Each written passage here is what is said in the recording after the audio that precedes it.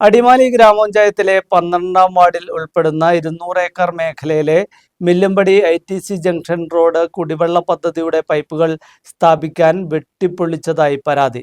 ഏറെ നാൾ തകർന്നു കിടന്ന ശേഷമായിരുന്നു റോഡിന്റെ കോൺക്രീറ്റ് ജോലികൾ പൂർത്തിയാക്കിയത്. കോൺക്രീറ്റ് വെട്ടിപ്പൊളിച്ചവർക്കെതിരെ നടപടി വേണമെന്നാണ് നാട്ടുകാരുടെ ആവശ്യം.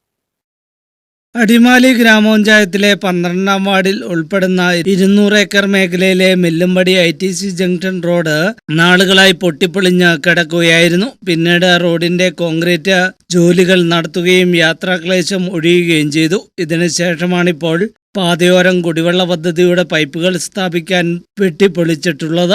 ഈ വിഷയത്തിലാണിപ്പോൾ പ്രതിഷേധം രൂപം കൊണ്ടിട്ടുള്ളത്. റോഡിന്റെ കോൺക്രീറ്റ് വെട്ടിപ്പൊളിച്ചവർക്കെതിരെ നടപടി വേണമെന്നാണ് നാട്ടുകാരുടെ ആവശ്യം.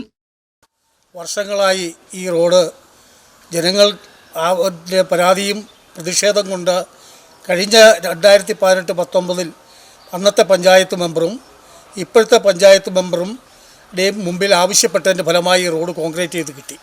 അപ്പോൾ കോൺക്രീറ്റ് ചെയ്ത് കിട്ടിയ ഈ റോഡ് ഈ കഴിഞ്ഞ ദിവസം ജലജീവൻ മിഷൻ പദ്ധതി ആണ് അറിയാൻ കഴിഞ്ഞത്.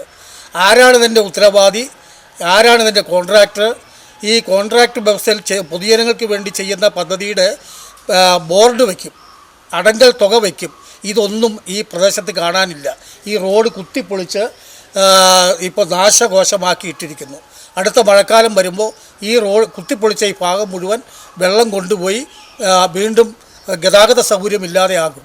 ഇതാരാണിത് ചെയ്തത്, ആരാണ് ഇതിൻ്റെ ഉത്തരവാദി എന്ന് ബന്ധപ്പെട്ട പഞ്ചായത്തും ബന്ധപ്പെട്ട അധികാരികളും ശ്രദ്ധിക്കുകയും ഇത് പരിശോധിക്കുകയും ഇതിന് പരിഹാരം കാണണം എന്നാണ് ഇവിടുത്തെ ജനങ്ങൾക്ക് വേണ്ടി ഞാൻ ആവശ്യപ്പെടുന്നത്. വെട്ടിപ്പൊളിച്ച ഭാഗം പഴയപടിയാക്കണമെന്നും ആവശ്യമുയരുന്നു. കൃത്യമായ അനുവാദം വാങ്ങാതെയും ബന്ധപ്പെട്ടവരെ അറിയിക്കാതെയുമാണ് വെട്ടിപ്പൊളിക്കൽ ജോലി നടത്തിയതെന്നും ആക്ഷേപമുണ്ട്. News bureau, Adimali.